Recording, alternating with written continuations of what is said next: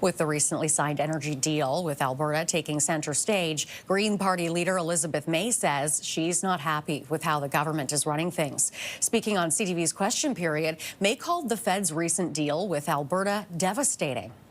They made a calculated choice for the sake of, I don't know, at the moment, for the sake of the country, I suppose. May says she wants to leave the door open to supporting the Liberals, but adds that voting in favor of the federal budget was a mistake. She says she's disappointed that certain climate policies were not followed through when the feds penned a deal with Alberta on building a new pipeline.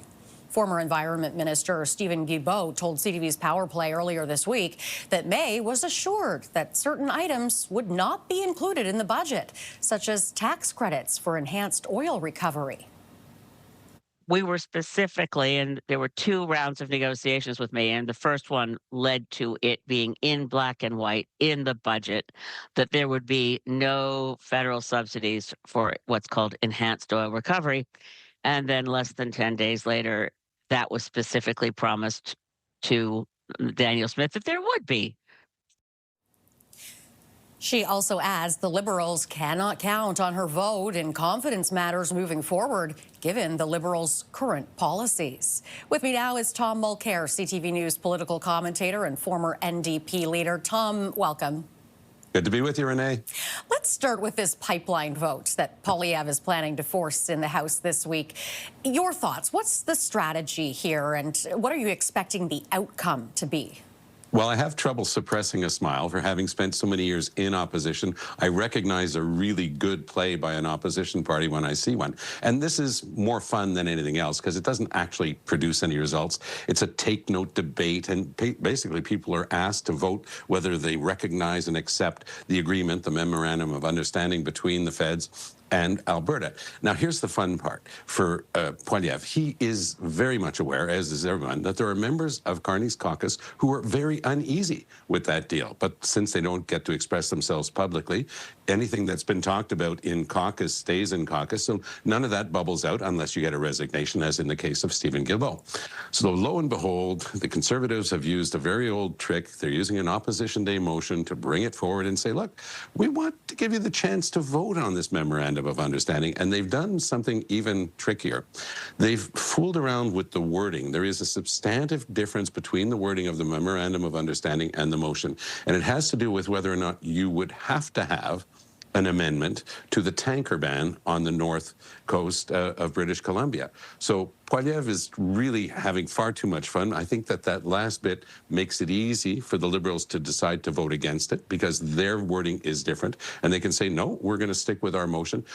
But then again, Poilievre can keep pointing. You know, he tried to do that in his press conference, saying, well, he says one thing in Alberta, another thing in BC. That's an old trick, too, because nobody can actually remember whether that's true. But there are 2 provinces fighting, so he gets to say that gratuitously. So, again, good fun on the part of the opposition. No substantive change. Will there be egg on the face of some of the Liberals who have to vote for this thing?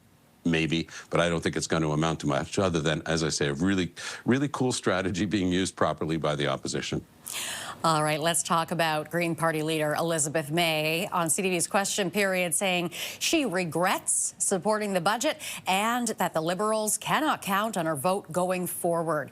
What do you make of her comments? Well, she's trying to put a whole heck of a lot of green toothpaste back into the tube because she came out as soon as the budget was tabled. She kept using the word absolutely. I will absolutely never vote for this budget. I will absolutely never vote for this budget. And then she voted for the budget. And so nobody could understand that. She was heavily criticized by people in environmental groups for having done that. Now she's got a lengthy explanation that in her negotiation, she had obtained something about whether or not you could use tax credits for oil recovery and stuff like that. It sounds very complicated. There was one very easy win for Elizabeth May in there. There was a $2 billion tree planting program. Great way to sequester carbon, by the way, is have a bunch of trees. And the Liberal Party of Mark Carney decided to get rid of that program for reasons that are still inexplicable. And she had an easy win on the table. All she had to do was ask for something concrete that people could understand, and then she could say, I'm going to vote for the budget. She got nothing before the budget. She claims she had something but who knows? And now she's saying that they can't count on her. The reason they can't count on her now is because they obviously got what they wanted when she voted for the budget, and now she's feeling bad about it. You know, this is retroactive reflections on what she should have done. It's not an example of somebody who stood up on principle like Guilbeault did and said, you know, I can't walk with this. She voted for that budget. She has to live with it, and she's trying to change the story now. And Tom, I have to ask you this. This is the last week the House of Commons is sitting for 2025. What do you expect to see? A little bit of fireworks, a little bit of stunts here and there, like the motion you and I just discussed. But now the real deep thinking is going to start taking place in the Liberal Party, because are they going to keep waiting around, for example, to have their budget bill finally passed? Because all the games that are being played by the opposition parties right now are holding that back. That's bad for the whole country. They're the government.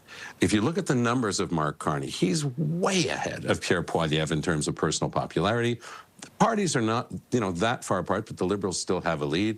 There's going to be strong pressure to go sooner rather than later to an election. My thinking is still they're going to try to muddle through the spring session, and they'll either go May-ish, you know, after they've tried everything that they can and they realize it's not going to work. There's actually a strategic reason for that as well, because Liberal voters tend to be older, and you don't want them voting in the middle of the winter. You want them voting with better weather. That's why April 28th was a magic date last year, because the weather had started getting better at that stage.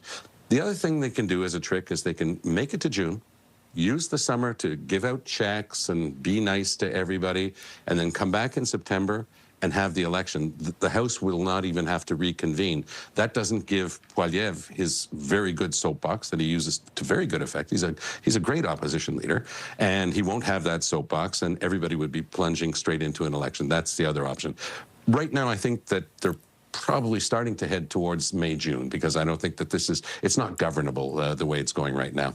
All right, we will have to see how all of this plays out. Of course, Tom, thank you very much for being here. Great getting your insights as always. Take care. All the best. Tom Mulcair, CTV News political commentator and former NDP leader.